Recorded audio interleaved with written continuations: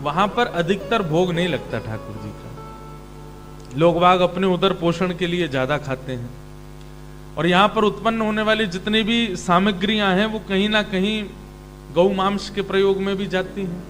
तो कितनी भी सुंदरता हो पर स्वाद नहीं है, रस नहीं है।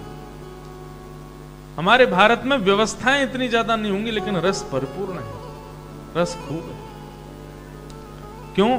क्योंकि भले ही भारत में अब पाप बढ़ रहा है, भले ही भारत में लोगों की मनस्थिति बुद्धि बिगड़ रही है, पर फिर भी हर तीसरे घर में आप देख सकते हैं कि ठाकुर जी विराजमान है, उनका भोग लगता है, ठाकुर जी को निवेदित होता है। तो पृथ्वी महारानी थोड़ी प्रसन्न रहती है भारत में, इसलिए वहां उत्पन्न होने वाली सब्जियां, फल, उनमें स्वाद सब देशों से अलग होता है, अद्भुत होता है। तो ऐसा आपका ये तस्मानिया है, देख करके बहुत आनंद आया। आप सब लोग बड़े बड़भागी हैं कि ऐसे सुंदर प्रांत में, ऑस्ट्रेलिया के में आप रहते हो। ऐसे ही आप बने रहो। बस आप सबसे प्रार्थना है, ऐसे सत्संग आदि करते हुए कभी इन पहाड़ों में गिरिराज जी का अनुभव कीजिएगा, कभी यहाँ के वन में श्री कुंज बिहारी लाल का अनुभव कीजिएगा, कभी यहाँ की नदियों में श्री यमुना गंगा का अनुभव कीजिएगा। तब आपका यहाँ रहना, इसकी सौंदर्यता का अनुभव करना सार्थक माना जाएगा। नहीं तो लंका भी बहुत सुंदर थी। हनुमान जी कहते हैं कि जैसे ही मैं लंका पहुंचा मेरी आंखें खुली रह गई, मैं द्वार ही देखता रह गया, इतना सुंदर द्वार। बोले जब मुझे याद आया कि मुझे भीतर जाना है तो मैं एक बार को ये सोचने लगा थोड़ी देर और रुक करके देख लूं, इतना सुंदर द्वार है। और फिर मन में विचार करने लगा द्वार इतना सुंदर है तो भीतर कितना सुंदर होगा। लेकिन पूरी लंका में भ्रमण करने के बाद हनुमान जी प्रसन्न तो बहुत हुए, लेकिन अंत में आकर के हनुमान जी कहते हैं सुंदर तो बहुत है पर राम विहीन है, और राम विहीन वस्तु मुझे प्रिय लग गई है, ये मैं स्वीकार नहीं कर सकता। ये लंका मुझे प्रिय लग गई और ये लंका राम विहीन है, इसलिए अपने मन के इस सौंदर्य के लिए दंड दिया हनुमान जी ने, जला दी पूरी लंका।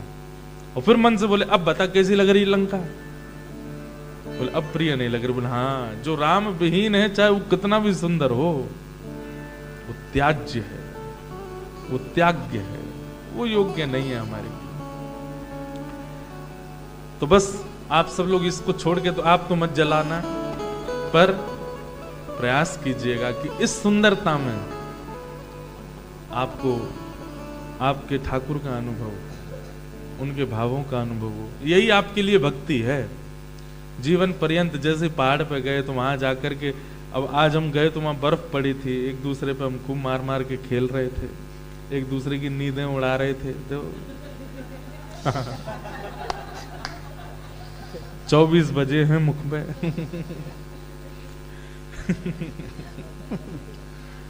मन में विचार कर रहे थे कि ठाकुर जी अगर कभी बर्फ में आते कैसे खेलते। कृष्ण लीला में ठाकुर जी ने बर्फ का अनुभव नहीं किया। हमारे ठाकुर जी को जाड़ा भी बहुत जाड़ा समझते हैं, ठंड भी बहुत लगती है और गर्मी भी बहुत लगती है। ठंड लगती है तो इतनी लगती है कि महाराज केवल इतना मुख दिखाते हैं, बाकी सब ढक लेते हैं। और जब गर्मी लगती है तो इतनी कि केवल कॉपीन में घूमते हैं और कुछ पहनते ही नहीं है। तो आज हम विचार कर रहे थे कि ठाकुर जी अगर वृंदावन में कभी बर्फ पड़ी होती तो मधुमंगल श्रीदामा की क्या स्थिति होती। गोपियों के घर में फिर कंकड़ नहीं फेंके जाते, बर्फ के गोला ही बना करके उन्हीं को मारते ठाकुर जी। उनसे ही सुंदर सुंदर आकृतियां बना बना करके सब गोपियां आनंद करती, ऐसी भावना आ रही थी। तो बस ऐसे ही जहां भी जाओ कृष्ण अनुभव किया करो।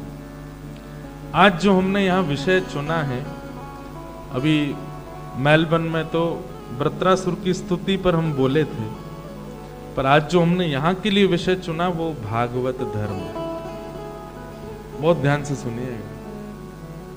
भागवत किसको कहते हैं? भक्त को। भगवान का जो है उसको भागवत कहते हैं। मतलब भक्त के धर्म क्या है, भक्त के नियम क्या है। आप लोग बहुसंख्या में नहीं है, अल्पसंख्यक हैं, इसलिए ध्यान से सुनिएगा। 3 प्रकार के भक्त होते हैं, उत्तम, मध्यम और साधारण। अधम भक्त नहीं होते, अधम होगा तो भक्त नहीं होगा। इसलिए तीन ही है, उत्तम, मध्यम और साधारण। सबको हिंदी समझ में आती है? कोई ऐसा तो नहीं कि जो पूर्ण अंग्रेज ही समझता हो? पीछे तक सबको हिंदी आती है ना? हाँ ठीक है, बहुत बढ़िया। अब आप लोग सुनिए और सुन करके स्वयं से पूछिए कि आप कौन से हैं, उत्तम हैं, मध्यम हैं कि साधारण। सबसे पहले उत्तम, उत्तम का लक्षण क्या है? सर्वभूतेषु यः पश्येत् भगवद् भावमात्मनः भूतानि भगवत्यात्मन् एष भागवतोत्तमे।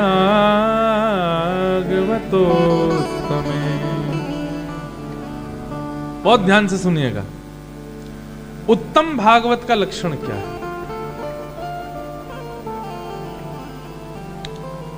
सर्वभूतेषु यह पश्येत भगवद भावमात्मनः। बहुत मुश्किल है, लेकिन उत्तम बनना भी तो आसान नहीं है ना। इसलिए उत्तम भागवत के जो लक्षण बताए वो बड़ा कठिन है, लेकिन अगर कर लो तो ठाकुर जी की प्राप्ति बड़ी सहज हो जाए। थोड़े थोड़े आगे आ जाओ, पीछे वाले इतने दूर मत बैठो, हम खा नहीं जाएंगे आपको। आ जाओ, हमारे पास आ जाओ भैया, ब्रजवासी इनके पास बैठे करो। जय हो, बैठ जाओ। अब इधर देखो सब लोग, बस। सर्वभूतेषु यः पश्येत् भगवद् भावमात्मनः भूतानि भगवत्यात्मन् एष भागवतोत्तमः।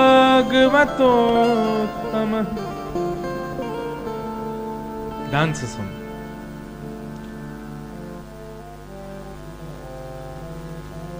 उत्तम भागवत किसको कहते हैं? तो कह रहे हैं, बोले जो सब में श्री कृष्ण को देखे। ध्यान से सुनना, जब सबको देखे तो सब में कृष्ण को देखे। कृष्ण को देखे का मतलब क्या होता है? ये नहीं होता कि मेरे बगल में जो बैठे हैं ये भी कृष्ण हैं, ये भी द्वारिकाधीश हैं, आगे वाले जगन्नाथ जी हैं, पीछे वाले मथुराधीश हैं, इधर वाले राधा रमण हैं, उधर वाले राधा वल्लभ हैं। सब में कृष्ण को देखने का मतलब क्या है?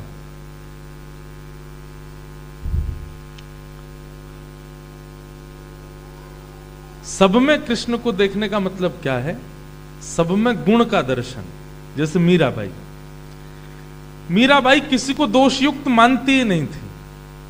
मैं कथाम बताया करता हूं कि मीराबाई के सामने अगर कभी कोई सांवला आ गया, कोई ज्यादा काला आ गया, तो सब तो उसको कालिया कालिया कहते। मीराबाई कहती तुम कितने भाग्यशाली हो, श्री कृष्ण ने तुमको किसी रूप में तो स्वीकार किया, अपना वर्ण तुमको दिया। किसी के हाथ नहीं होते, पैर नहीं होते तो हम दुर्भाग्य मानते हैं कि अरे बताओ बेचारे के साथ कितना बुरा हुआ, इसके हाथ नहीं है, इसके पैर नहीं है। या किसी किसी के हाथ पैर होते हैं लेकिन ऊर्जा नहीं होती उनमें। लेकिन मीराबाई क्या कहती, सुनो तुम दुर्भाग्यशाली मत मानना अपने आप को। मैंने सुना है उड़ीसा में विराजमान जगन्नाथ जी के भी हाथ नहीं है, उनके भी पांव नहीं है। वो बिना पैर के चलते हैं, बिना कान के सुनते हैं, बिना हाथ के कर्म करते हैं। तुम भाग्यशाली हो, तुमको इस रूप में कृष्ण ने स्वीकार किया। मीराबाई की दृष्टि से देखो तो जिसकी आंखें हैं, जिसके कान हैं, जिसकी नाक, जीभ, हाथ, पैर सब कुछ व्यवस्थित है, मीराबाई कहती है इसको स्वीकार ही नहीं किया ठाकुर जी ने, इसका सब व्यवस्थित है, इसको मानव बनाया पूर्ण। और कोई तनिक भी अपूर्ण होता तो मीराबाई कहती इसको ठाकुर जी ने किस रूप में स्वीकार किया। किसी का बालक बड़ा चंचल है, माता दुखी रहती, मेरा बेटा इतना ऊधम मचाता है, तो बोले कि कृष्ण ने इसको किसी रूप में तो स्वीकार किया, आपने ऊधम दे दिए। कोई बहुत गंभीर है तो मीराबाई कहती इस पर राम जी की कृपा हुई है। कोई बहुत क्रोधी है तो मीराबाई कहती जब श्री कृष्ण परशुराम बनते हैं तो वो भी ऐसे ही रहते हैं, किसी में दोष नहीं। उत्तम भागवत का लक्षण क्या है?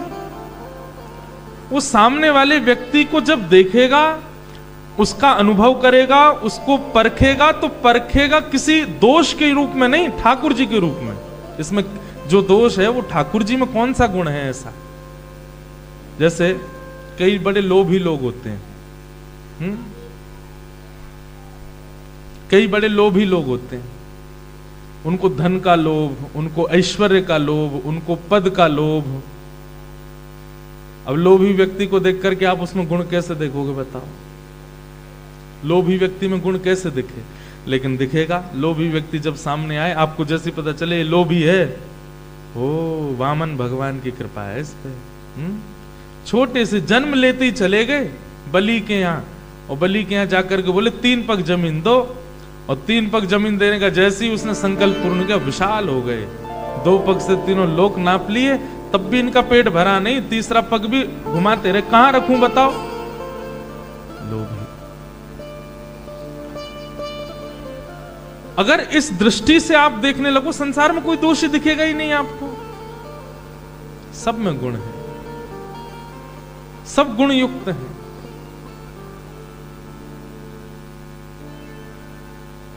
मैं देखूं जिस ओर सखी रे, मैं देखूं जिस ओर सखी रे, सामने मेरे सावरिया, सामने मेरे सावरिया। मीराबाई कह रही हो, मैं तो नाचूंगी सावरिया, मैं तो नाचूंगी सावरिया, मैं तो नाचूंगी सावरिया, मैं तो नाचूंगी सावरिया। हो मैं देखूं जिस ओर सखी, ओ मैं देखूं जिस ओर सखी। भैया ये भजन नहीं है, उत्तम भागवत का लक्षण है ये। आप सब में ठाकुर जी मत देखो, लेकिन सब में गुण तो देखो। हमारी दृष्टि कैसी है, हम जिसको देखते हैं उसमें दोष दिखता है हमको। देखो अपने बगल वाले को, अभी देखो, उसमें दोष ही दिखेगा आपको, गुण नहीं दिख सकते। आप अपने आप को भक्त मानते हैं, तिलक धारण करते हैं, गुरु आश्रित हैं, तो आपको दोष नहीं दिखना चाहिए।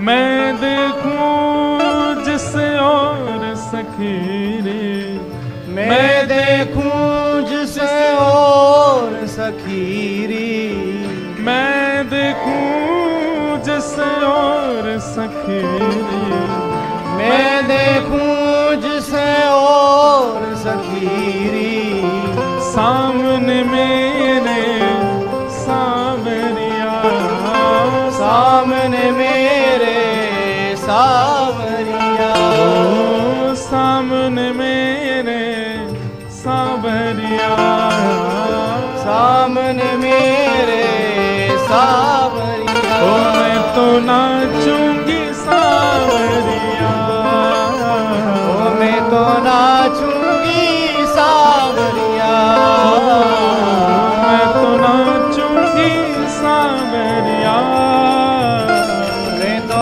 नाचूंगी सावरिया। श्री राधा रमन लाल की ताली बजा के गाओ।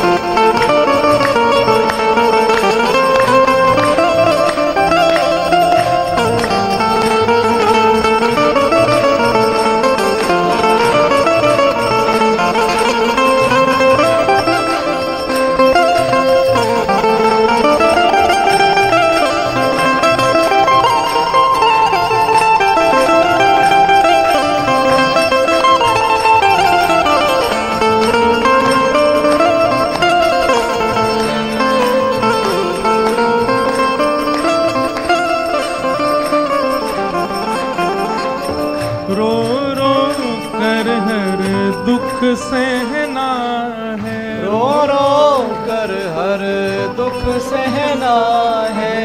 रो रो कर हर दुख सहना है। रो रो कर हर दुख सहना है।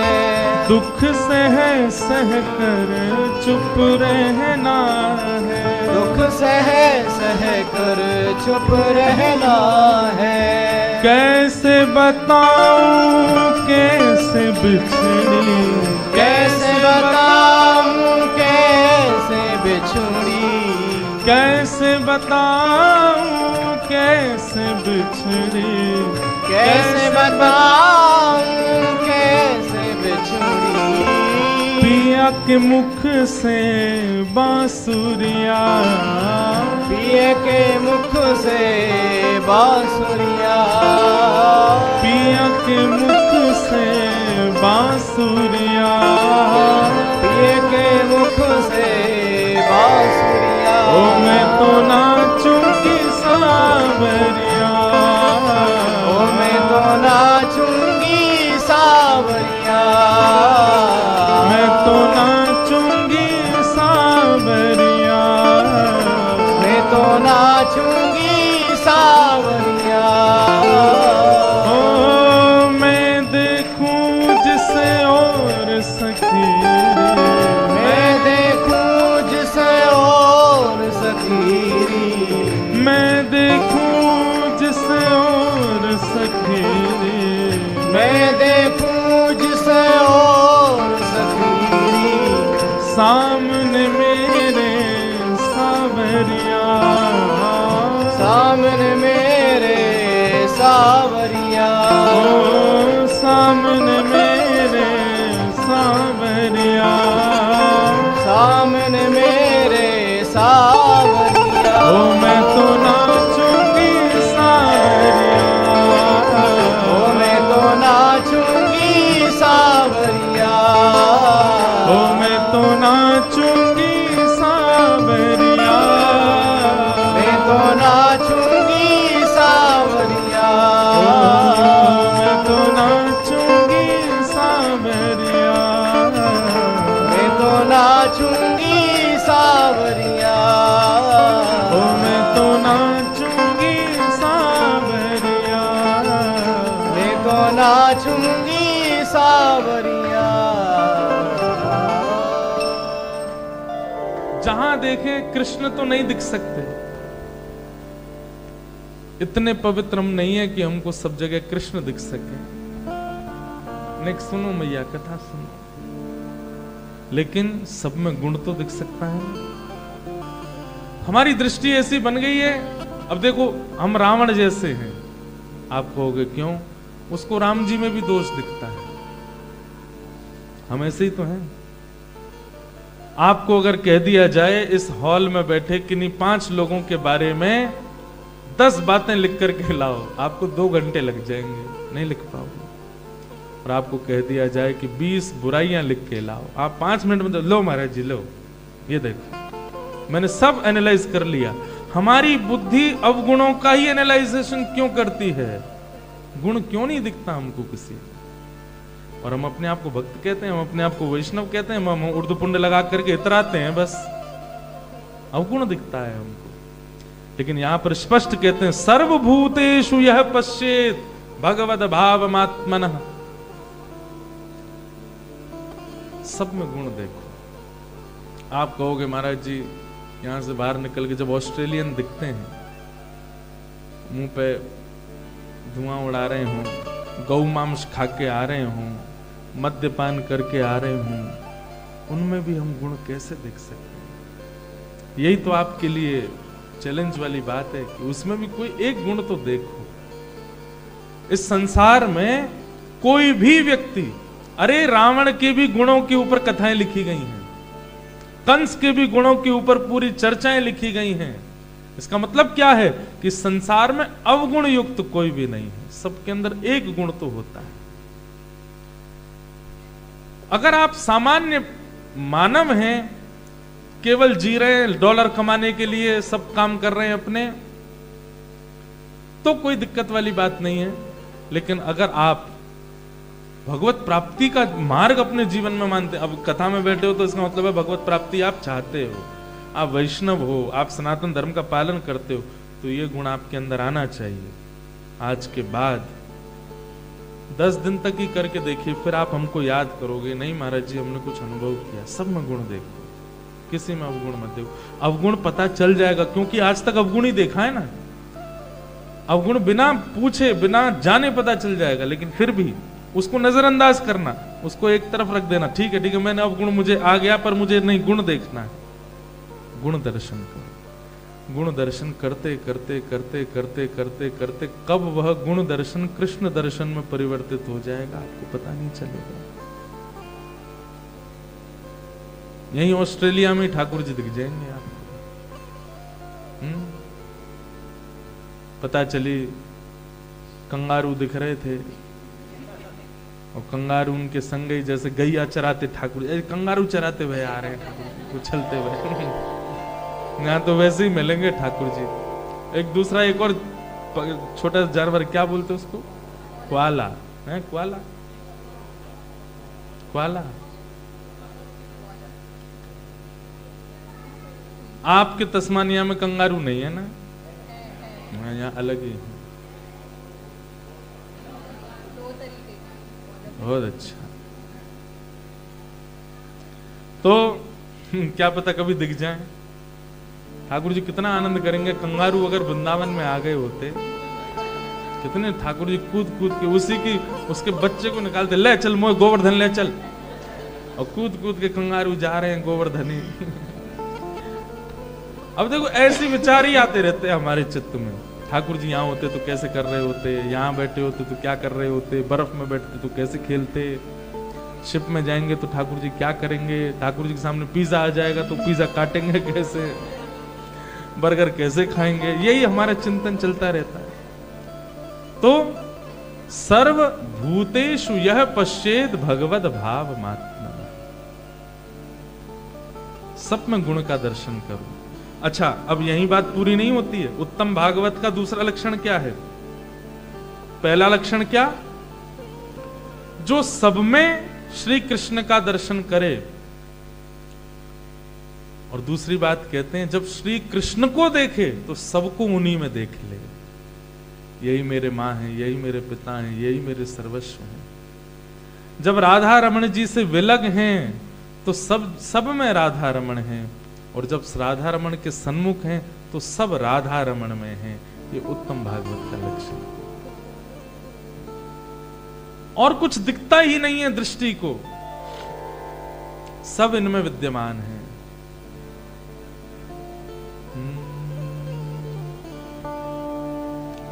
तुम ही तो मेरे माता पिता हो, तुम ही तो मेरे बंधु सखा हो। गाओ। तुम ही तो ताली मत बजाओ, ऐसे ही गाओ। माता पिता हो, तुम ही तो मेरे बंधु सखा हो। कितने रिश्ते तुम संग मेरे, कितने रिश्ते तुम संग मेरे। कोई तो नाता जरूर होगा, कई जन्मों से बुला रहे हो। कोई तो नाता जरूर। एक हमारे ब्रज में एक सियाराम बाबा रहते थे। क्या नाम था? सियाराम बाबा। उनका नाम इसलिए था क्योंकि वो सीताराम सीताराम सीताराम सीताराम सीताराम ही करते थे। और रहते कहां थे? वृंदावन में। सीताराम जपते थे, रहते थे वृंदावन में। ध्यान से सुनना। राधा वल्लभ जी दर्शन करने जाते और श्री राधा वल्लभ लाल जी का दर्शन करके जब बाहर आते तो फिर बाहर से आते हुए दर्शनार्थी कहते, आज जानकी जी कितनी सुंदर लग रही है, आज हमारे राघव जी कितने प्यारे लग रहे हैं। दर्शनार्थी बोलते, अरे बाबा राधा वल्लभ जी के दर्शन करके आयो है और यूं करो सिया राम जी कितने प्यारे लग रहे हैं। बोले, अरे तू ना जाने को मेरे मन की बात है। मतलब नित्य दर्शन श्री राधा वल्लभ जी का करते थे, पर राधा वल्लभ जी में ठाकुर जी को राम जी मानते थे और श्री किशोरी जी को जानकी जी मानते थे। यमुना जी के तट पर जाते और श्री यमुना जी में स्नान करके बाहर आते, कोई पूछता बाबा कहां से आए हो, बोले सरजू जी में स्नान करके आया हूं। गिरिराज जी की परिक्रमा लगाते, कोई कहता बाबा कहा कर रहे हो, बोले कामतानाथ जी की परिक्रमा लगा रहे, चित्रकूट में कामतगिरी पर्वत है। अब आधे से ज्यादा लोग तो उनको विक्षिप्त मानते, बोले ये राम जी के उपासक हैं, राम जी की आराधना करते हैं, पूरे दिन वृंदावन में ब्रज में रहते हैं और यही कोई अयोध्या बताते रहते हैं, इसी को चित्रकूट बताते रहते हैं, यमुना जी को सरजू जी बताते रहते हैं। लेकिन एक संत ने कहा कि भाई इनके इस भाव में कोई रहस्य है। हम लोग इनको पागल समझते हैं या जो भी भाव मानते हैं, 50 वर्षों से अखंड वृंदावन में रहते हैं, केवल राम नवमी और जानकी नवमी ये 2 सत्र ऐसे थे, तब वो अयोध्या जाया करते थे, बाकी के समय वृंदावन में रहा करते थे। तो एक बार किसी महापुरुष ने बड़े पीछे लग करके बड़े वर्षों तक उनसे पूछा कि बाबा आपके भजन का रहस्य क्या है। तो वे अपने भजन का रहस्य बताते, बोले भैया जब तक विरह प्रेम में नहीं होगा ना, तब तक प्रेम पुष्ट नहीं होता। मैं अयोध्या में रहकर के भजन करूंगा, राम जी मेरे सामने हैं, सीता जी मेरे सामने, तो मुझे विरह कैसे होगा? इसलिए मैं वृंदावन में रहता हूं। मेरे को याद अयोध्या की आती, रहता मैं वृंदावन में। मेरा स्नान का मन होता है सरजू जी में, नहाता मैं जमुना जी में। मन होता है कि परिक्रमा करूं, कामतानाथ जी की पर करने जाता हूं, गिरिराज जी की। रहता वृंदावन में हूं। लोग मुझसे राधे श्याम बोलते, मैं सीताराम बोलता हूं। क्यों? अपने आप को जबरदस्ती विरह की अग्नि में तपाता हूं, ताकि मेरा प्रेम पुष्ट हो, मेरा प्रेम श्रेष्ठ हो। और उन सियाराम बाबा के कई ऐसे भाव थे, कभी कभी राधा वल्लभ जी में, बिहारी जी में, राधा रमन जी में, वास्तव में वो जिस भाव से दर्शन करते थे उस भाव का श्रृंगार ठाकुर जी धारण कर लेते थे। किसी ने कहा, बोले बाबा आप बहुत सियाराम सियाराम करते रहते हो ठाकुर जी को देख करके, आपके ठाकुर जी हमारे लिए तो कन्हैया हैं, आपके ठाकुर जी राम जी हैं, इस बात का प्रमाण क्या है? बोले देख मैं अभी तक मंदिर ना गया हूं, यहीं तो बता रहा हूं, आज नीली पोशाक पहनी है और सिर पे देखियो ऐसा टेढ़ो सा मुकुट पहनो भयो है।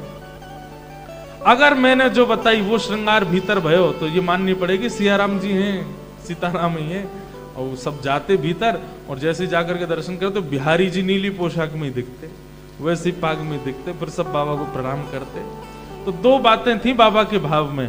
पहली बात तो भैया अंतर काय को मानो, राम कृष्ण 2 एक हैं। और दूसरा भाव, वो अपने विरह को पुष्ट करते थे। जिस धाम से प्रेम है उससे दूर रह करके अन्य धाम में रह करके विरह भाव बढ़ाते थे। ऐसे सियाराम बाबा। तो उत्तम भागवत का लक्षण क्या है? सब में कृष्ण को देखे, और जब कृष्ण को देखे तो सबको उनमें देखे। जब श्री राधा रमण जी का दर्शन करने जावे तो सब राधा रमण जी में हैं, और जैसे ही मंदिर से बाहर आवे तो सब जगह राधा रमण जी। ऐसी भावना रखे, ये उत्तम भागवत। अब मध्यम भागवत कौन है? अब मुझे इतना विश्वास है कि मुझसे लेके पीछे तक उत्तम कोई भी नहीं है, विश्वास है मुझे, और मैं भी प्रयास करता हूं। और आपको सत्य बताएं, इस सूत्र से मैंने बहुत अपने आप को बदला है।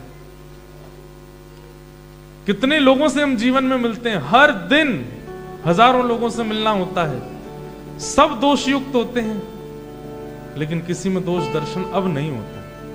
सत्य बता रहे हैं। कई बार हम कहीं जाते हैं कथा करने के लिए, तो पहले हमको महाराज जी आप फलानी जगह जा रहे हो, वहां पे ना ऐसे ऐसे लोग हैं, वहां पे एक व्यक्ति इस नाम का मिलेगा, वहां पे व्यक्ति ऐसा आपके साथ कर सकता है, उससे आप बात मत करना, वो आपको डॉलर का लोभ देगा। लेकिन जैसे ही हम जाते हैं उस व्यक्ति से मिलते हैं, तो जितने अवगुण सुन के आए एक का भी दर्शन नहीं होता। उस समय गए, ठाकुर जी बस ऐसी कृपा बनाए रखना, किसी में अवगुण दिखे ना। ये उत्तम भागवत का लक्षण है। अब मध्यम भागवत कौन है? सुनो, मध्यम भक्त कौन है? ईश्वरे तदधीनेषु बालशेषु द्विषस्तु च प्रेम मैत्री कृपापेक्षा य करोति समध्यम। उत्तम भागवत सुन लिया, अब मध्यम सुनो। उत्तम तो हम नहीं है, पर क्या पता मध्यम हो। तो मध्यम के लक्षण क्या है?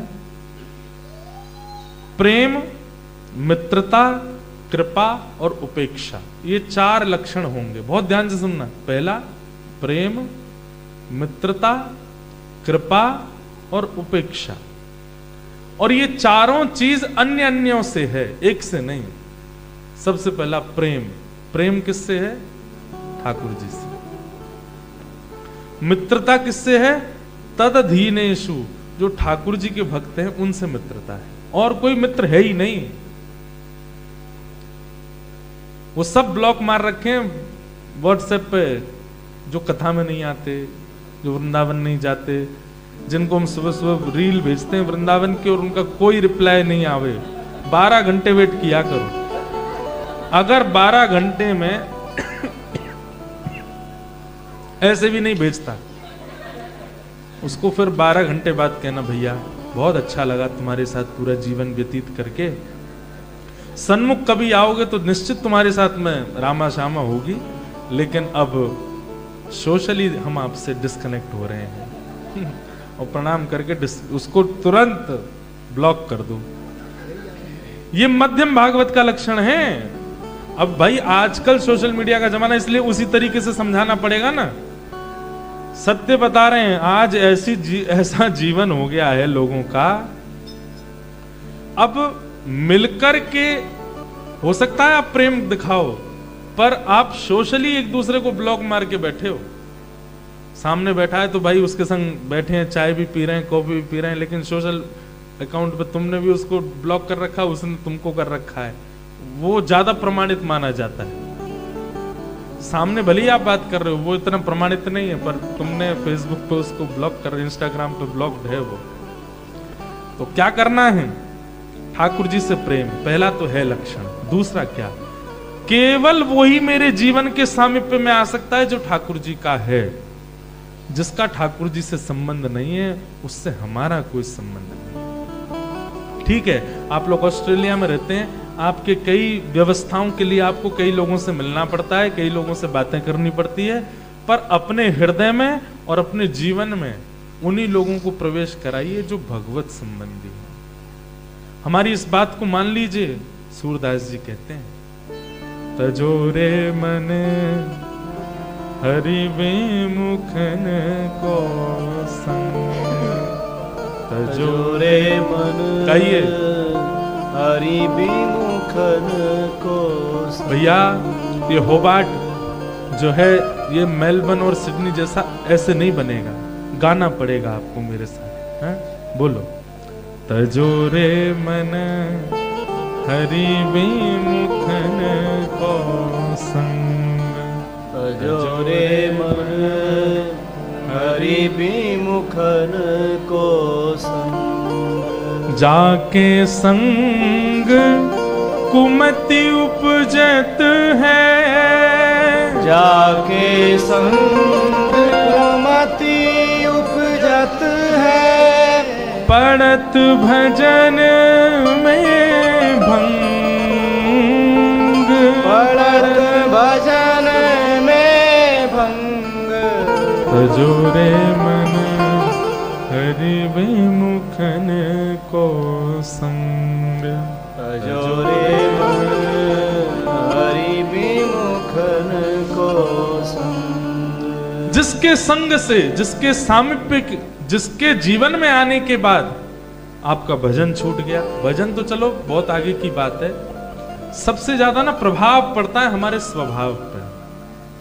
हम पहले बहुत सरल थे, सबसे मिलते थे, हम पहले बहुत काइंड थे, सब पर हमको दया आ जाती थी। आजकल हमारा मन बदल गया, अब हमको दया नहीं आती। पहले हम किसी भिक्षुक को देख लेते थे तो आंखों में आंसू आ जाते, अरे बेचारा ये क्यों भीख मांग रहा है। आज इतने लोग खड़े रहते हैं लेकिन हमको दया नहीं आती। इसका मतलब क्या है? कोई कुसंगी व्यक्ति जीवन में आया है, तभी आपका हृदय इतना परिवर्तित हो गया। पहले किसी दूसरे को रोता देख लेते थे तो आप व्याकुल हो जाते थे, अब किसी को तड़पता देख लेते हैं तो कुछ फर्क नहीं पड़ता। इसका मतलब क्या है? कोई व्यक्ति ऐसा आपके साथ आया है जिसने आपके हृदय का परिवर्तन कर दिया। सत्संग भले ही मत कीजिए, लेकिन हमारी कही एक बात मान लीजिए, कुसंग बिल्कुल मत कीजिए। सत्संग नहीं करना, मत जाओ कथा में, मत जाओ प्रवचनों में, मत जाओ किसी अनुष्ठान में, लेकिन इसके बदले किसी कुसंगी व्यक्ति के पास भी मत जाओ। आप ऑस्ट्रेलिया में रहते हैं, मैं अभी मेलबर्न में भी ये बात कह के आया, यहां भी कहूंगा, यहां भोग भोगना बहुत आसान है। आंखों को जो भोग भोगना है यहां आप चुटकियों में भोग सकते हो। कानों को जो भोग भोगना है यहां पे भोगा जा सकता है। आपकी इंद्रियों को जो सुख देना चाहते हो आप, यहां पर वो बहुत सहज है। इसलिए यहां पर बिगड़ना बड़ा आसान है, संभलना बहुत मुश्किल है। भारत में भजन बहुत आसान है। कुछ नहीं, तो रात में बैठो, 2 घंटे में दिल्ली में रहते हो तो वृंदावन पहुंच जाओगे, पंजाब रहते हो तो 4 घंटे में वृंदावन पहुंच जाओगे, थोड़ी और दूर रहते हो तो फ्लाइट पकड़ के वृंदावन आ जाओ, अयोध्या चले जाओ, नासिक चले जाओ, काशी विश्वनाथ चले जाओ, महाकाल चले जाओ। अरे कहां तक, हर 2 घंटे के अंदर, 1 घंटे के अंदर एक तीर्थ आ जाएगा। आप चाहे दुनिया के, भारत के किसी कोने के हों, ऐसा हो ही नहीं सकता कि 1-1.5-2 घंटे के अंदर आपके घर के पास कोई तीर्थ बड़ा ना पड़ जाता हो, आ जाएगा। भारत में भजन सरल है और इन देशों में भोग सरल है, भोग बहुत आसान है। इसलिए जो भोग की तरफ आपको ले जाते हैं उनसे थोड़ा बचिए, थोड़े थोड़े से प्रारंभ करो, आगे चलकर के विशेष सावधानी हो जाएगी। आपको पीने के लिए प्रेरित करते हैं, आपको खाने के लिए प्रेरित करते हैं, आपको दूषित वस्तुओं की तरफ थोड़ा ढकेलने का प्रयास करते हैं, ऐसे लोगों से दूरी बनाइए। ज्यादा से ज्यादा क्या होगा, $100-200 कम मिलेंगे, लेकिन अपना आचरण शुद्ध रखिए। व्यक्ति आचरण का विचार नहीं करता, बस निर्वाह करना है, मुझे कैसे भी यहां रहना है, उसके लिए मुझे ये सब करना पड़ेगा। नहीं, अब रावण भी तो यही बात कहता था महादेव से, अगर मैं अपना रूप राक्षसत्व में नहीं डालूंगा तो देवता मुझे जीवित नहीं छोड़ेंगे, मुझे देवताओं से लड़ने के लिए अपने आप को बलवान बनाना पड़ेगा। नाथ, मैं कहां जाऊं, मैं मजबूर हूं। रावण भी कहता था इस बात को। और कई लोग आपके ऑस्ट्रेलिया के, अमेरिका के, जब हम जाते हैं तो बच्चे बोल जाते हैं, महाराज जी हम मजबूर हैं, यहां पे कर नहीं सकते। मैं ऐसे कितने बच्चों को जानता हूं, 60 दिन, 70 दिन, 90 दिन केवल ब्रेड बटर खा के निकाल लिया, लेकिन नहीं खाएंगे प्याज। और यहां पे अभी हमसे एक बालक दीक्षा लेके गया मेलबर्न में, तो मुझसे बोला, महाराज जी दीक्षा लेने के बाद गले में कंठी माला है ना, मैंने हाँ, इसको उतार दिया करूं जब भोजन किया करूं। मैंने क्यों? तो उसमें प्याज होती है ना, फिर पहन लिया करूं। मैंने कहा वाह, ये कोई बात है? मैंने कि ये तो वही बात हो गई कि ब्याह के बाद गृहिणी बोली कि मैं थोड़ा बाहर घूमने जा रही हूं, मंगलसूत्र उतार जाऊं। क्यों? ताकि दुनिया को पता नहीं चले कि मैं सौभाग्यवती हूं। ऐसा नहीं। हम एक बात कहते हैं कथा में, आप ठाकुर जी के लिए ये सामान्य सी वस्तु नहीं छोड़ सकते। तो फिर ठाकुर जी कहेंगे, भाई काय को क्यों इतना कष्ट करता है नाम जप करने में, काय को इतना कष्ट कर रहा है कथा सुनने में, क्यों भाई सोमवार के सोमवार, मंगलवार के मंगलवार मंदिर बिल्कुल मत जा, लगा रहे संसार में, मेरे पास भी आना है और एक छोटी सी वस्तु का त्याग भी नहीं करना है। हमारी बात मानिएगा, प्याज लहसुन खाने से कोई नरक नहीं मिलता है, कोई महापाप नहीं है वो, लेकिन हां हमारे प्रिय को जो प्रिय है वो हम करें।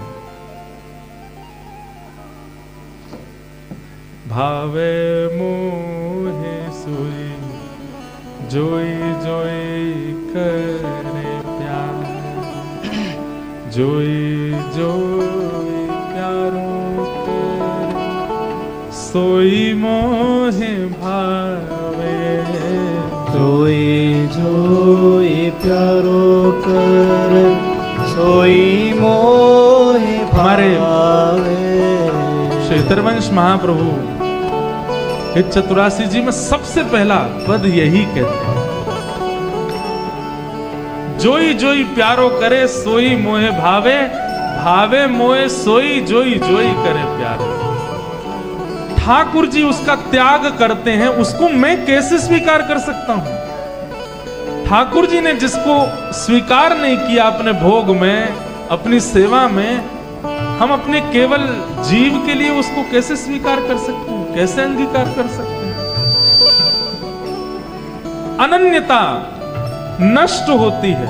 अगर आप अनन्य भक्त नहीं हो ठाकुर जी के, केवल क्या बोलते हैं उसको, सीजनल, कभी कभी जरूरत पड़ने पर भगवान के पास जाते हैं, तो फिर आप खूब खाइए, लेकिन आपका जीवन कृष्ण मन कृष्ण धन कृष्ण ही हमारो मन, आठों याम ऊधो हमें कृष्ण ही सो काम है।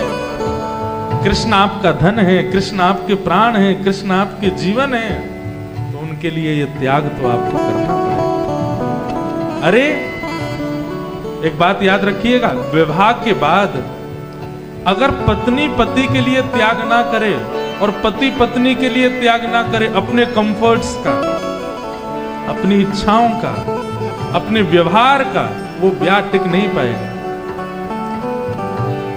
या फिर उसमें ब्याह टिकेगा, लेकिन कैसे टिकेगा? फिर वो मजबूरी में टिकेगा, या तो एक कोई सैक्रिफाइस कर रहा होगा उसमें, और वो विवाह अच्छा नहीं होता। पति ने कह दिया मैं तो ऐसा ही हूं, स्वीकार करो, मैं नहीं बदलूंगा अपने आप को तुम्हारे लिए।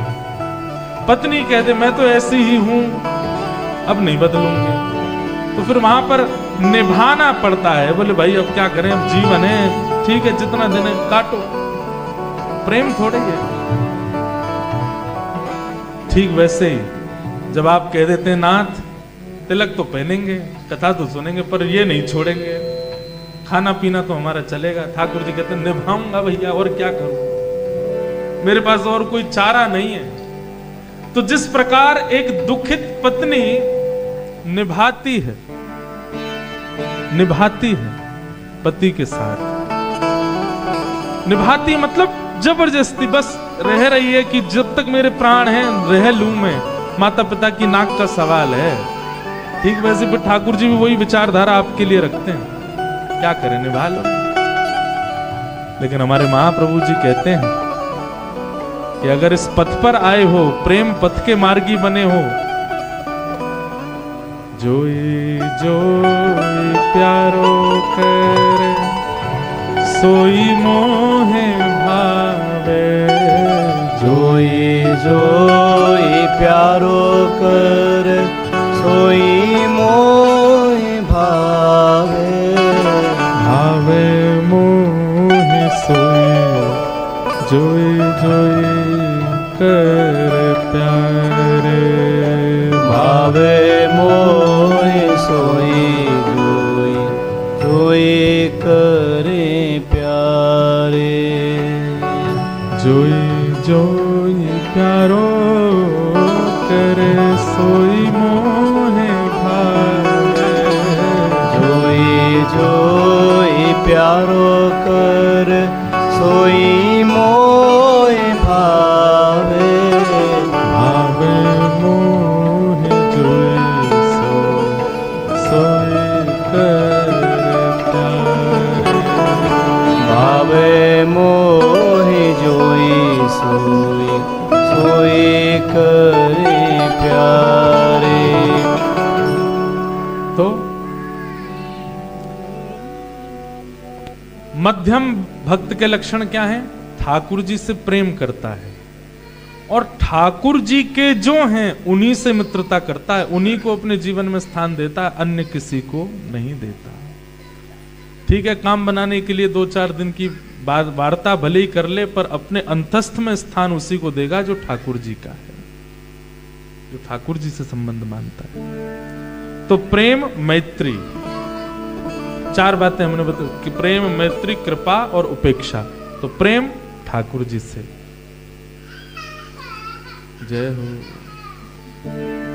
हो पाठ के गोपाल जी हो रहे हैं। मैया ने घुमा लाओ बाहर, घुमा लाओ थोड़ा सा। हाँ माता जी सोच रही यहीं चुप है जा, जाड़ो पड़ रो बाहर। क्या बता रहा था मैं? प्रेम, मैत्री, अब आती है तीसरी बात, कृपा। तो बोले कृपा किस पर करे? जैसे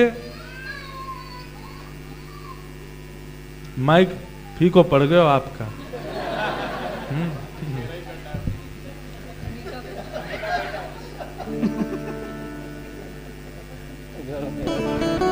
क्या बता रहा था? मेरी बात सुन लो भैया, फिर हमें भी नींद आ रही है बहुत जोर से। कृपा, प्रेम, मैत्री, कृपा।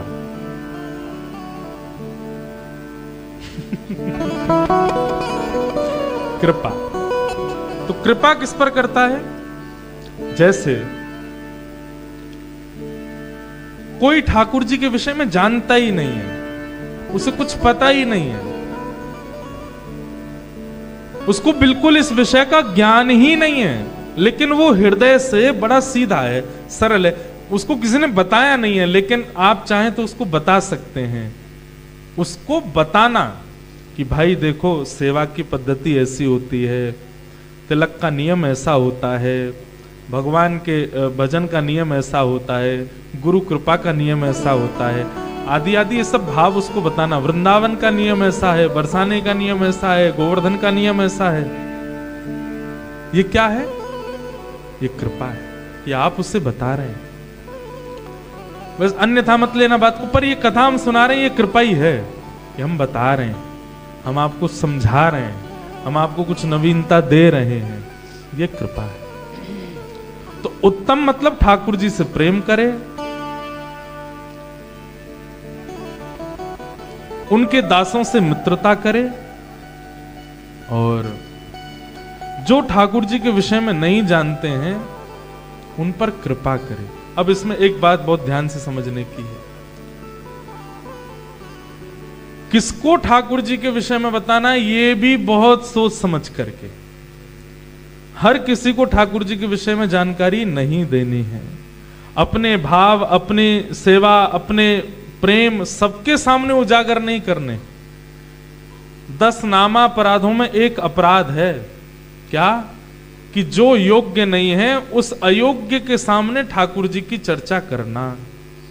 आपको एक बात बोलें, कई बार ऐसा होता है कि कथा करने से हमारे भाव ही शून्य हो जाते हैं, और विशेष रूप से विदेश में जब कथा होती है। क्यों? क्योंकि ठीक है आप इतनी संख्या में बैठे, लेकिन कोई एक ऐसा आ गया जो केवल जबरदस्ती आया था, निमंत्रण आया, चलो वो आते हैं। कोई उसके मन में भाव नहीं था, कोई उसके मन में प्रेम नहीं है, कोई मन में समर्पण नहीं है, वो बस बैठे बैठे बस यही देख रहा कौन क्या पहन के आया, कौन का परफ्यूम कैसा है, कौन की गाड़ी कैसी है, कौन किस भाव से बैठा है, कब कथा पूरी होगी, भोजन कब मिलेगा, इसी भाव से बैठे हैं कथा में। मतलब योग्य नहीं है, लेकिन उस योग्य के सामने वक्ता ने बैठ करके कई सारे भाव सुंदर सुंदर बता दिए और उसने वो सुन भी लिए। तो अयोग्य के सामने भगवत वार्ता करना कई बार चित्त में प्रेम को घटा देता है। कई बार हम अनुभव करते हैं, हमने अपने गुरुजनों से पूछा कि गुरुदेव भगवान इसका क्या करें, हमारा लाल जी की सेवा है। तो कई बार लाल जी की सेवा में मन में भाव घट जाता है, और उसके पीछे कारण मुझे पता है कि किसी अयोग्य के सामने भगवत वार्ता हो गई है, इसीलिए ये हो रहा है। तो ऐसे में क्या किया जाए? तो फिर हमारे गुरुदेव भगवान की आज्ञा ऐसी हुई कि आप ये विचार करके कथा कहा ही मत करो कि मैं इन सबको सुना रहा हूँ, इन सबको सुना रहा हूँ। ये विचार करोगे तो उसमें अयोग्य भी आएगा, और उसको कथा सुनाने का जो होता है प्रभाव वो आप पे होगा।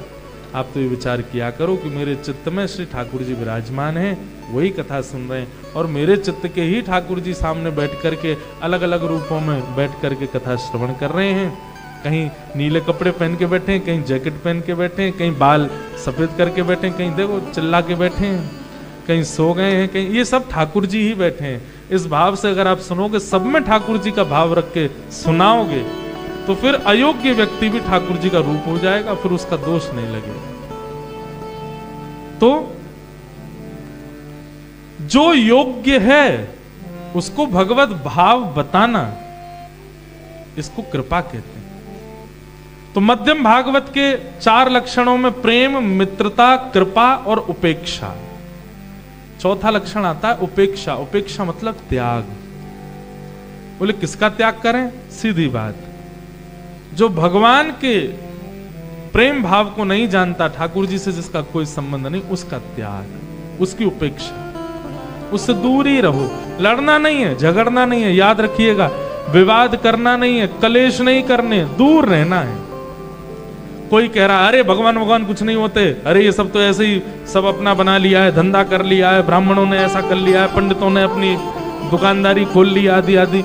आपको वहां जाकर के लड़ना नहीं है, तो क्या करना है? चलते बनो, निकल जाओ। उपेक्षा। वैष्णव का स्वभाव है कि वो विवाद नहीं करता, और जो विवाद में पड़ता है वो वैष्णव है नहीं। ये मध्यम भागवत है।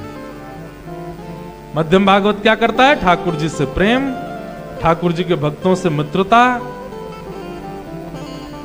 जो जानकार नहीं है उन पर कृपा, और जो ठाकुर जी के बारे में अनाप शनाप बोलते हैं उनकी उपेक्षा। ये 4 लक्षण युक्त जो है वो कौन है? मध्यम। और अब आते हैं साधारण भक्त। ये साधारण कौन से हैं? तब साधारणों के विषय में क्या बताया कि अर्चायामेव हरे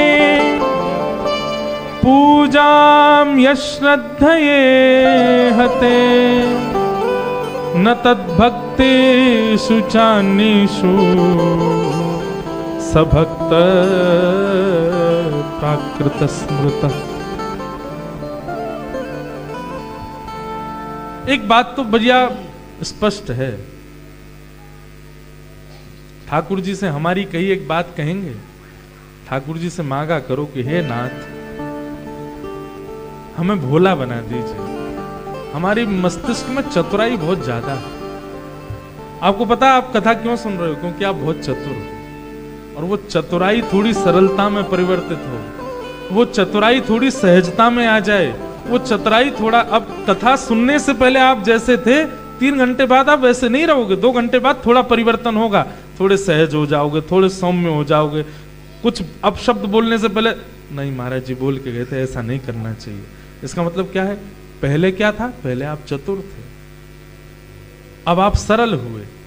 ठाकुर जी से नित्य यही प्रार्थना कीजिए कि हे नाथ मेरी चतुराई दूर करो, मुझे सरल बना दो, मुझे सहज बना दो, मुझे दैन्य बना। ठाकुर जी को सबसे प्रिय क्या है? लिख लीजिए,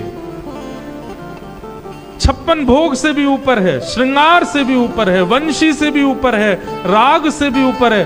ठाकुर जी को सबसे ज्यादा प्रिय है दैन्यता। क्या प्रिय है? दैन्यता का मतलब सरलता, सहजता, भोलापन, भौंदू। ठाकुर जी को बहुत प्रिय है। चतुर है, संसार के लिए है, पर भगवत भाव में और स्वाभाविक भाव में बहुत दीन है। ठाकुर जी को वो इतना प्रिय लगता है, ठाकुर जी उसके लिए कुछ भी कर सकते। इसलिए नित्य ठाकुर जी से प्रार्थना करो कि हे नाथ हमारे चित्त को सरल बना दो, सहज बना दो, हमारे चित्त को इतना दीन बना दो, इतने दैन्यता में इसको परिवर्तित कर दो, सहज हो जाए।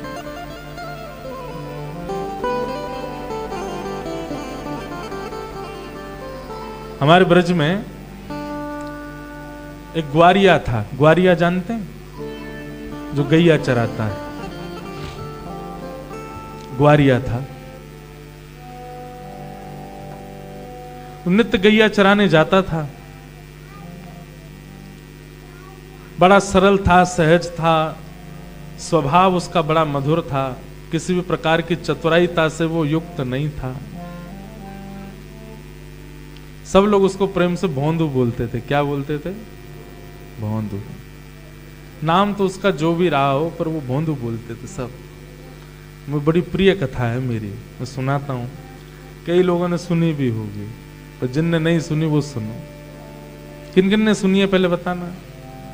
ले 1 2 3 4 5 6 7 8। चलो बाकियों ने नहीं सुनी, सुनाते। ये सुनाने दें तो। ये भी तो कौन है, ये भी तो भोंदू है, बोले ही हैं।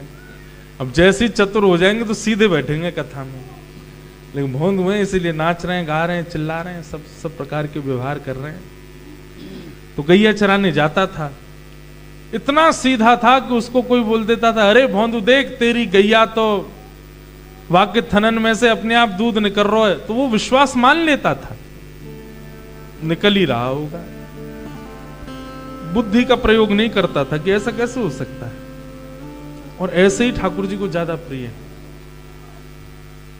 बुद्धि तो है पर उसका प्रयोग संसार के निर्वहन में करते हैं, अपने पर्सनल स्वभाव में ठाकुर जी के सन्मुख उसका प्रयोग ज्यादा ना करे, वो ठाकुर जी को बहुत प्रिय है। तो नित्य वो अपने गुरुदेव का प्रवचन सुनता था। गुरुदेव कथा में सुनाते थे, बोले कि भैया बरहा पीड़म नटवर वपु कर्णयो कर्णकारम विभ्रद वासः कनक कपिसम वैजयंतीम च मालाम। ठाकुर जी मोर मुकुट पहन करके, वैजंती माला पहन करके, पीतांबरी पहन करके नित्य गाय चराने भांडीर बन जाते हैं। ऐसे पीछे बैठा था भोंदू। भोंदू ने जैसे ही भांडीर वन सुना उसके कान खड़े हो गए और वो बोलने लगा, ठाकुर जी भांडीर वन का गाय गैया चराने आते हैं? अरे मैं भी तो भांडीर बन जाता हूं, मुझे तो कभी मिले नहीं वो। गुरु जी कह रहे हैं कि वो भांडीर बन गैया चराने आते हैं, मुझे क्यों नहीं मिले आज तक? तो मन में विचार करता, उसने पूछा नहीं, संकोच में मन में विचार करने लगा, मैं योग्य नहीं हूं इसलिए मुझे मिले नहीं, आते तो ठाकुर जी होंगे आज भी। लेकिन विचार करने लगा, अब मैं गुरु कृपा से ढूंढूंगा ठाकुर जी मिल जाए तो।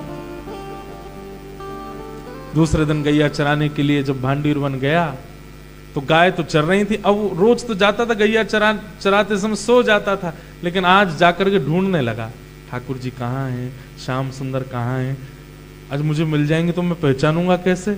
अरे नहीं, गुरु जी ने बताया था पीली पोशाक पहनते हैं वो, उनमें से चंदन की सुगंधी आती रहती है, उनका जो श्री अंग की कांति है वो यमुना जी जैसी है, सांवली सांवली घुंघराली केश हैं उनके।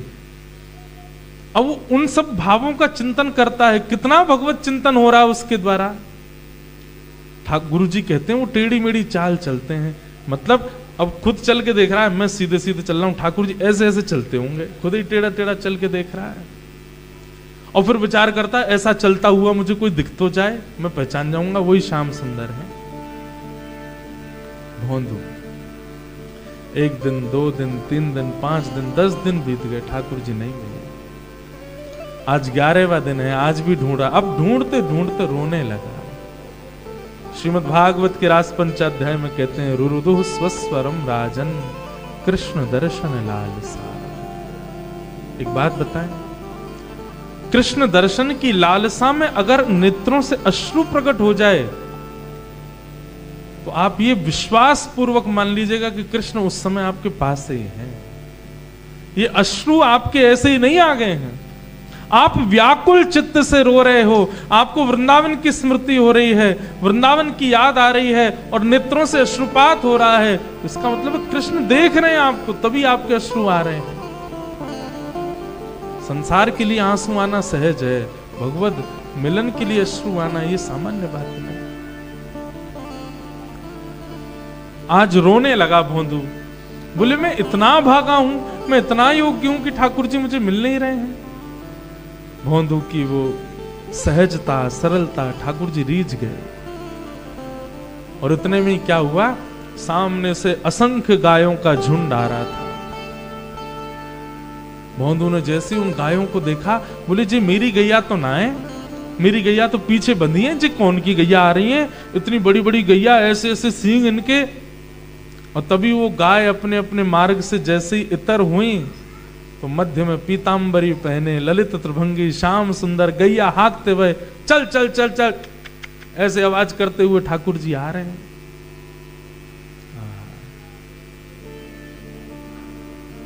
पग टेढ़ी सिधरे पा टेढ़ी सी धरे, वापे मोती लटकर पाग टेढ़ी सी धरे, वापे मोती लटकन, डोले ब्रज कुंजों में, डोले ब्रज कुंजों में, झूम के राधा रमन, पग टेढ़ी से धरे, पाग टेढ़ी सी धरे। टेढ़ी सी पाग धरी है, उस पर मोती लटक रहा है। जब जब ठाकुर जी चलते हैं तो मोती ठाकुर जी के गाल पर आकर के ऐसे स्पर्श करता है। झूमते हुए ठाकुर जी कभी इधर कभी उधर। ये त्रिभंग लली क्यों है श्रीधाम वृंदावन में? द्वारिका में सीधे खड़े हैं ठाकुर जी, जगन्नाथपुरी में सीधे खड़े हैं। अरे कहां तक कहें, नाथ द्वार में भी सीधे ही खड़े हैं। एकमात्र वृंदावन है जहां पर ठाकुर जी ऐसे खड़े हैं। ये ऐसे खड़े होने का मतलब क्या है? व्यक्ति जब स्कूल में होता है ना तो सीधे ही फोटो खिंचवाता है, अटेंडेंस, वो क्या बोल, अटेंशन। ब्याह में भी सीधा ही फोटो खिंचाता है। कहां तक कहें, किसी व्यक्ति की अगर मृत्यु की भी चित्रपट ली है उसमें भी सीधा ही रहता है वो। लेकिन जहां वो अत्यंत आनंद में होता है, जहां वो अत्यंत सहजता में आ जाता है, जहां वो अपनी पूरी आनंद की स्थिति में आता है, वहां की फोटोग्राफ देखो, टेढ़ा मेढ़ा ही होगा, यूं होगा, ऐसे होगा, यूं करेगा, ऐसे करेगा, जो भी आजकल के बच्चे करते हैं। वो टेढ़ा मेढ़ा कब होता है? जहां उसको उसके आनंद की सीमा पार हो जाती है, वहां वो ऐसे ही कुछ अपने रोज के स्वरूप से थोड़ा विलग हो जाता है। वृंदावन में और दूसरे हैं ही नहीं ठाकुर जी। अगर छोटे गोपाल जी को देखो तो वो यूं हैं, वो भी टेढ़े मेढ़े, 3 व्हीलर ठाकुर जी। मैंने उनका नाम धरा 3 व्हीलर। 2 तो घुटने और 1 हाथ, चौथा हाथ तो ऊपर रहता है उनका, ऐसे रहते हैं। कभी कभी मैं विचार करता हूं ये चलते कैसे होंगे।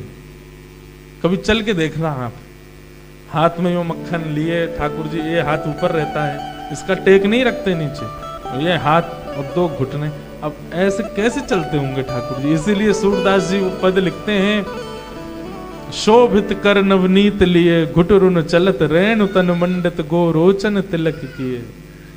ठाकुर जी को रज लगती रहती है, क्यों? बोले गिरते रहते हैं बार बार, लेकिन मक्खन से इतना प्रेम है उसको नीचे नहीं करते, उसको ऊपर ही रखते हैं। तो वृंदावन के श्री कृष्ण त्रिभंगी क्यों है? क्योंकि अत्यंत आनंद में है वहां पर, इसलिए ठाकुर जी ऐसे ही खड़े हैं, त्रिभंग लली होकर के खड़े हैं।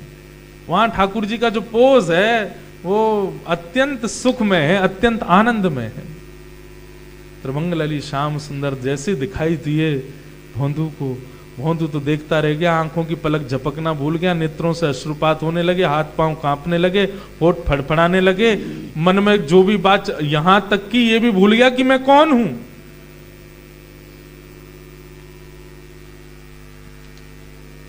राम आएंगे तो अंगना सजाएंगे, राम आएंगे तो दीप जलाएंगे, राम आएंगे तो ये करेंगे, आप कुछ नहीं कर पाओगे। राम आएंगे तो केवल कप कपाते खड़े रह जाओगे। अरे ठाकुर जी आ गए, सामान्य हमारा प्रेमी आ जाता है तो हम सुध बुध खो बैठते हैं, ठाकुर जी आ जाएंगे तो हमको इतनी सुध बुध होगी कि हमको क्या करना है? नहीं हो सकती। भोंदू तो सुध बुध खो गया, ठाकुर जी आए, उसका मुंह खुला था, मुंह बंद किया, कहा नाम है तेरो? मेरो नाम, मैं तो भूल गया मेरो नाम कहा है। पर मुझे पता, आप श्याम सुंदर हो ना, जिनके बारे में मेरे गुरु जी बता रहे। बोले हम बे, मैं नंद जी को लाला हूं, यशोदा मैया को लाला, श्याम सुंदर कन्हैया। अब तू अपना नाम बता। भोंदू बहुत देर तो सोचता रहा मेरा नाम क्या है, मेरा नाम क्या, मुझे याद नहीं आ रहा। अच्छा हाँ, मेरा नाम है भोंदू। जैसे ही कही भोंदू, ठाकुर जी तो जोर से हंसने लगे। वो दोबारा बोलियो कहा नाम है तेरो? बोले मेरा नाम है भोंदू। बंधुओं, ठाकुर जी को सुख दो। हमारे ब्रज परंपरा में ठाकुर जी से मांगा नहीं जाता, ठाकुर जी को दिया जाता है। ठाकुर जी से लिया नहीं जाता, ठाकुर जी को सौंपा जाता है। हम अपने सुख की कामना से, कभी वृंदावनी परंपरा वाले लोग अपने सुख के लिए ठाकुर जी की सेवा नहीं करते, ठाकुर जी के सुख के लिए सेवा करते हैं, और अपने सुख के लिए जीते भी नहीं है, ठाकुर जी के सुख के लिए जीते हैं,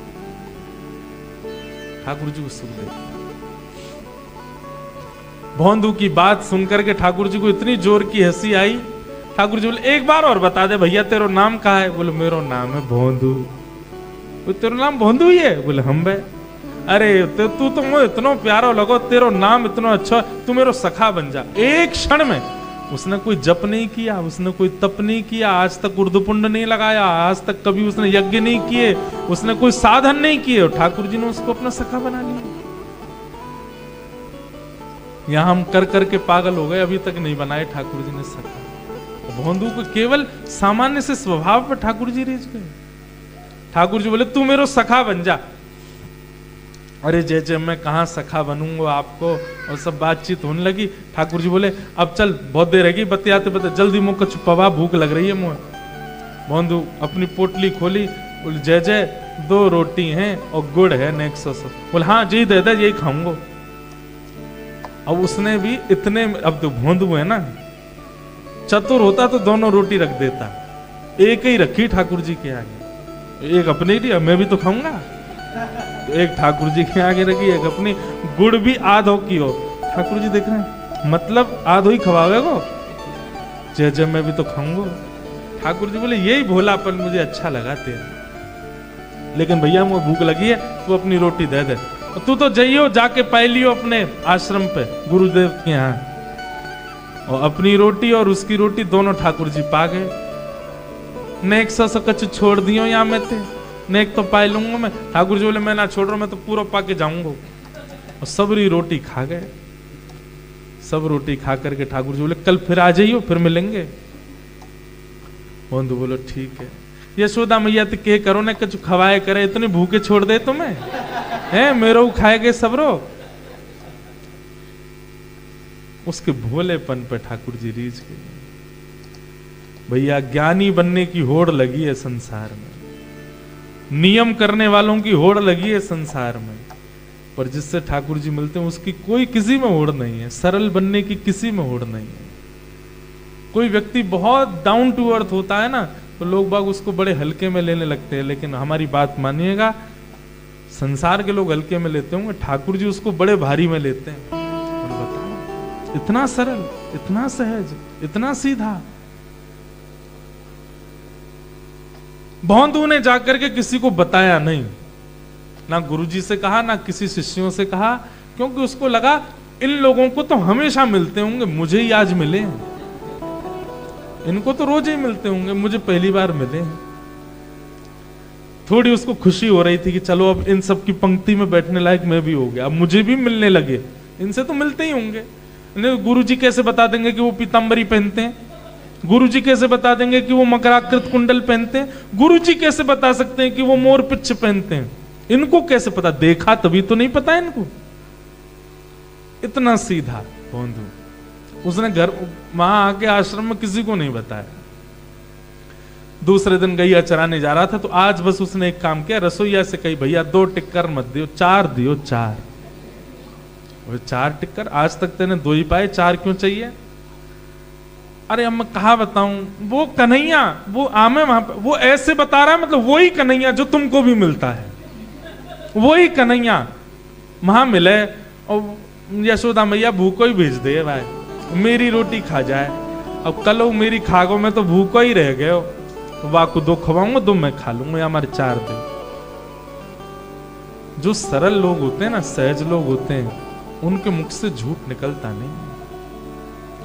सुनने वाला बोले, कौन कन्हैया? अरे वही कन्हैया जिनके बारे में गुरुजी रात में बताते हैं, वो बरहा पीड़म नटवर वपुः कर्णयो कर्णकारम, वही वाले कन्हैया। बोले, तू क्या कहना चाहता, मतलब नंद नंदन कन्हैया? बोले, हाँ, यशोदा नंदन कन्हैया, नंद नंदन कन्हैया, ब्रजूर चंदन कन्हैया, वृंदावन चंद कन्हैया, वही आते हैं। मेरी रोटी खा गए दोनों कल, या हमारे 4 ले जा रहा हूं। शिष्य ने 4 रोटी तो बोली रुक जा अभी देता हूँ। दौड़ के पहले गुरुजी के पास गए। गुरुजी भोंदू से एक बार बात करो। आप बोले क्या हो गया? बोले 4 रोटी मांग रहा है, वो कह रहा है कि नंद नंदन उसको मिलते हैं। बोले ऐसे ही बोल रहा हो। गुरुजी भोंदू झूठ नहीं बोलता, वो बहुत सीधा है, बहुत सरल है, उसके मुख से हमने आज तक झूठ नहीं सुना। आप एक बार उसकी बात तो सुनो। जैसा वर्णन आप करते हैं शाम को कथा में, वैसे रूप का वर्णन कर रहा है वो। गुरुदेव आए, आकर के भोंदू से कहा क्यों भाई भोंदू, कौन मिले थे कल? गुरुदेव आप मुझे क्षमा करें, मैंने आपको बताया नहीं, मुझे था कि मैं तो अभागा हूं, मुझे आज तक ठाकुर जी मिले नहीं, आप सबको तो मिलते ही रहते हैं, कल पहली बार मिले तो मैंने कहा अब इतने समय निकल जाने के बाद मिले, इसका मैं क्या उत्सव मनाऊं, इसलिए मैंने किसी से नहीं कहा। अच्छा तुझे मिले थे? बोले हाँ। कैसे थे? गुरुदेव आप बताते हैं ना मोर पिछ अपने मुकुट पर धारण करते हैं। गुरुदेव आप जब बताते हैं तो जो सुंदरता का अनुभव होता है उससे तो करोड़ गुना ज्यादा सुंदर उनका मुकुट है। गुरुदेव मोर पिछ भी बड़े अद्भुत हैं, उनके श्री अंग की कांति ऐसी मैंने स्पर्श करके देखा जैसे हमारे श्री अंग में जड़ का अनुभव होता है, उनके श्री अंग में चैतन्यता का अनुभव होता। आप तो गुरुजी सब जानते हैं, मैं क्यों बताऊं आपको। उनके समीप पर बैठने में चंदन की सुगंधी आती है। वे जब बोलते हैं, वे जब देखते हैं, गुरुजी कितनी बार, कल तो मैं अपना नाम ही भूल गए, बहुत देर तो मैं यही में लग गई कि मेरा नाम भोंदू है। वो ऐसे देखें कि गुरुदेव हम अपने आप को ही भूल जामे, लेकिन कल मेरी दोनों रोटी खा गए हमारे गुरुदेव, आपकी आज्ञा के बिना मैं 4 रोटी ले जा रहा हूं। भोंदू तो बोल रहा था, गुरुदेव की आंखों से आंसू गिर रहे थे। बोले तुझे सच में मिले? बोले हाँ। चल ठीक है तू जा। हाँ भाई इसको 4 रोटी दो, एक काम करेगा मेरा?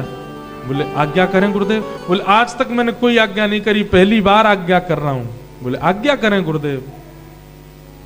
बोले ठाकुर जी को लेके आश्रम आ जाइए, वो जो नंद नंदन तुझे मिलेंगे उनको लेकर के यहां आ जाइए आश्रम पे। तो भोंदू को ये लगा कि ये शिष्य भी तो है, ये शिष्य भी तो है, ये तो प्रकांड विद्वान है, ये तो महाज्ञानी है, इनको छोड़ गुरुजी ने मुझे आज्ञा दी कि ठाकुर जी को लेके आऊं। अरे ये सब भी मिलते हैं, इनसे कह देते, लेकिन उन्होंने मुझे ही चुना। वो तो नाचने लगा। वो इस बात से इतना प्रसन्न नहीं है कि ठाकुर जी मिलते हैं, पर गुरुदेव ने आज उसको एक आज्ञा दी है, इस बात से खूब आनंदित हो गया, निकल पड़ा। जैसे ही पहुंचा थोड़ी देर में ही ठाकुर जी आ गए। फिर से देखता रह गया उनके रूप माधुरी को। ठाकुर जी आके बैठे, हाँ भैया भोंदू? हाँ ठाकुर जी। अरे भैया तेरा तो नाम ही मुकु, रात भर चिंतन में रहो, तेरा नाम इतना सुंदर है, मैंने यशोदा मैया को भी बताई, मैंने दाऊ दादा को भी बताई, मैंने सबन को बताई तेरा नाम, कितना प्यारो नाम भोंदू। हाँ रोटी लेके आयो? बोले हाँ लाया हूं। ला दे दे। 2 रोटी ठाकुर जी के आगे रखी, अब 2 अपनी अलग रखी, और वो भी छिपा रहे हैं कि कहीं देख नहीं ले, कहीं भूख लगी आई तो। ठाकुर जी बोले कहा छुपा रहे हो? 2 मेरी है, मैं कल भूखा रह गए हो, आपके काज 2 अलग है, खाए लो। ठाकुर जी बोले भैया तू बहुत सीधो है। ठाकुर जी पाने लगे। भोंदू बोले जय जय, वैसे तो आप मेरे कल ही मित्र बने हो, पर आपकी आज्ञा हो तो मैं एक निवेदन करूं। ठाकुर जी बोले हाँ निवेदन कर। बोले मेरे गुरु जी ने आपको आश्रम बुलायो है, आप मेरे संग चलोगे? ठाकुर जी बोले भैया मैं तेरो सखा हूं, तेरो मित्र हूं, तेरे संग खाऊं, तेरे संग बैठूं, तेरे संग डोलूं, तेरे संग बात करूं, जे गुरु जी के बीच में मतलब है? तू मोते मिले कर, बैठे कर, बात करेगा, सब काम। गुरु जी नहीं आएंगे बीच में। भोंदू बोलो ऐसे मत कहो जय जय, मैं तो आपको रूप ही नहीं जानता, मैं तो आपको स्वभाव गुण ही नहीं जानता, गुरुदेव ने तो कृपा करके मुझको बतायो। जिन गुरु की कृपा से आप मुझको मिले हो, उन गुरु को मैं कैसे त्याग सकूं? उनने पहली बार मुझको आज्ञा दी है, आपको कहां बिगड़ेगा? 2 मिनट के काजी चल दो आश्रम। ठाकुर जी बोले हम ना जाएंगे, और गुरु जी पुरजी बीच में मतलब है, तू मुझसे मिले कर, मैं तोते मिलूंगा, बस गुरु जी आश्रम में ही रहने दे। ठाकुर जी बोले, भोंदू बोलो नहीं चलोगे? फिर बोले ना जाऊंगा। बोले अंतिम बार पूछ रहा हूं नहीं चलोगे? बोले बिल्कुल ना जाऊंगा। भोंदू बोलो ठीक है, तो मैं भी जा रहा हूं, अपनी पोटली बांधन लगो रोटी की। ठाकुर जी बोले अरे रोटी तो खा जा। बोले बिल्कुल ना खानी, जो हमारे गुरुजी को नहीं वो हमारो नहीं, और आपके संग बैठ के अब हम कोई रोटी पोटी ना खानी। ठाकुर जी रोटी खा रहे थे तो ठाकुर जी को हाथ पकड़, ये भी छोड़ दो, ये भी गुरु जी की, इसको भी मत खाओ, ये भी गुरु घर में बनी है। ठाकुर जी बोले नेक्सो से बचो यार, तो खाने ना ना छोड़ो यार। ठाकुर जी के हाथ राधा रमन जी के एक गाल में रोटी धरी है, आधी छिना के ले गए हो। ठाकुर जी चुपचाप देख रहे हैं। जाने लगा। ठाकुर जी बोले ओ भांदू देख ले, रुक जा। अरे तू ना जाने ब्रह्मादि देवता भी तरसे मोते मिलवे के काजे, और मैं तेरे संग बैठा हूं, तुम वो छोड़ के जा रहा है। मैंने तो बुलाए ना है, तुम खुद ही आए गए चल के। मैंने तो कही नहीं कि आओ बैठो मेरे पास में, खुद ही आए गए हो। अब ब्रह्मादि देवता चाहे जो करते रहे, मोए कहा मोते बात करनी है तो गुरुदेव के पास चलो। उसकी अनन्यता, उसका सीधापन, उसका वह भोलापन, ठाकुर जी आनंदित हो गए और दौड़ करके गए और भोंदू के कंधा पे जाकर के लद गए पीछे से, और लद करके बोले चल ले चल गुरुदेव के पास, लेकिन तू छोड़ के मत जावे, तू मेरे संग ही रहेगो, तेरे गुरुदेव को दर्शन देना, चल जाके दे आऊंगा मैं एक बार। संध्या का समय हो रहा था, गुरुदेव ने आज कुछ सुबह से पाया नहीं, क्योंकि उनको लगा था भोंदू झूठ नहीं बोलेगा। अब तो बस प्रतीक्षा कर रहे थे कब गैया चरके आएंगी। इतने में ही गौशाला की गाय दिखने लगी, और जैसे ही गायों का आगमन हुआ, उन गायों के पीछे जैसे ही देखा तो भोंदू आ रहा है, और भोंदू के कंधा पे लदे हुए श्याम सुंदर पीतांबरी पहने, मोर पिच्छ धारण किए, मटक मटक करके इधर उधर अपने नेत्रन को घुमाते हुए, मंद मुस्कान करते हुए, 70 वर्ष की आयु हो गई गुरुदेव की। क्या वेदों का अध्ययन, क्या मीमांसाओं का अध्ययन, क्या शास्त्रों का अध्ययन, सब किया, वैराग्य की चरम स्थिति त्याग कर दी, लेकिन आज तक ठाकुर जी का साक्षात्कार नहीं हुआ। उन्हीं की गौशाला में गायों का गोबर उठाने वाला अपने कंधे पर धर के ठाकुर जी को लाया। ये देख करके गुरुदेव मूर्छित हो गए। जब होश में आए तो क्या पाया, ठाकुर जी ही पानी डाल रहे उन पे, और भोंदू ऐसे खड़ा है। गुरुदेव आप तो मूर्छित है, देखो मैं ले आया हूं इनको, जे आए गए खड़े है गए। उसकी सरलता पर गुरुदेव ने, ठाकुर जी भी खड़े हैं सामने, लेकिन पहले वंदन आज भोंदू को किया, और कहे कि भोंदू जीवन में ज्ञान को स्थान दिया, नियम को स्थान दिया, वैराग्य को स्थान दिया, लेकिन जिसको स्थान देने से भगवत प्राप्ति होनी थी उसको स्थान नहीं दिया। ये सरलता, ये सहजता, ये सीधापन जो तेरे अंदर है, इसको स्थान नहीं दिया। मुझको राधा कर दो ऐसा लगन, मुझको राधा रमण कर दो ऐसा मगन, मुझको राधा रमण कर दो ऐसा मगन, मुझको राधा रमण कर दो ऐसा मगन। और तुम्हें तेरा नाम यूं आठों याद, तुम्हें तेरा नाम यूं आठों याद, तुम्हें तेरा नाम यूं आठों याद, तुम्हें तेरा नाम यूं आठों याद, मुझको राधा रमण कर दो ऐसा, मुझको राधा रमण कर दो ऐसा। श्री राधा रमण लाल।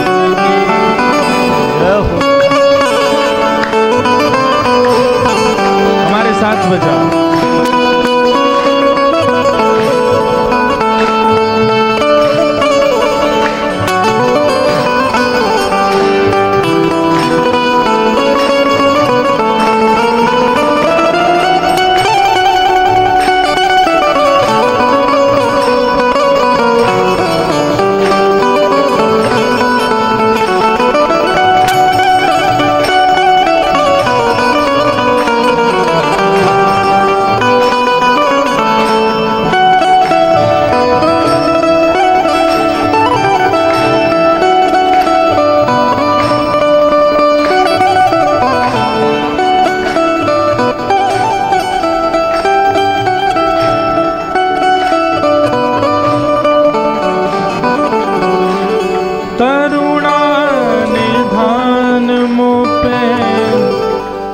कृपा कर रीझिए, करुणा निधान मोह पे कृपा कर लीजिए। ब्रज में बसा के मोहे सेवा सुख दीजिए, ब्रज में बसा के मोहे सेवा सुख दीजिए। ओ ब्रज में बसा के मोहे सेवा सुख दीजिए, ब्रज में बसा के मोहे सेवा सुख दीजिए। ओ प्रेम से भर दो मन, गाऊं तेरे भजन, प्रेम से भर दो मन, गाऊं तेरे भजन। ओ रटू में तेरा नाम, यूं आठों यहाँ, रटू में तेरा नाम, यूं आठों याम। मुझको राधा रमण कर दो ऐसा मगन, मुझको राधा रमण कर दो ऐसा मन। ओ मुझको राधा रमण कर दो ऐसा मगन, मुझको राधा रमण कर दो ऐसा मन। भाव भरे भूषणों से आपको सजाऊं मैं, भाव भरे भूषणों से आपको सजाऊं मैं। नित नव भोज निज हाथ से पवाऊं मैं, नित्य नव भोज निज हाथों से पवाऊं मैं। ओ नित नव भोज निज हाथ से पवाऊं मैं, नित नव नव भोज निज हाथों से पवाऊं। करो जब तुम शयन, दाबू तेरे चरण, करो जब तुम शयन, दाबू तेरे चरण। ओ रटू में तेरा नाम, यूं आठों याम, रटू में तेरा नाम, यूं आठों याम। रटू में तेरा नाम, यूं आठों याम, रटू में तेरा नाम, यूं आठों याम। मुझको राधा कर दो ऐसा मगन, ओ मुझको राधा रमण कर दो ऐसा मन। हे जय जय राधा रमण प्यारा राधा रमण, जय जय राधा रमण प्यारो राधा रमण, जय जय राधा रमण प्यारो राधा रमण, जय जय राधा रमण प्यारो राधा रमण, जय जय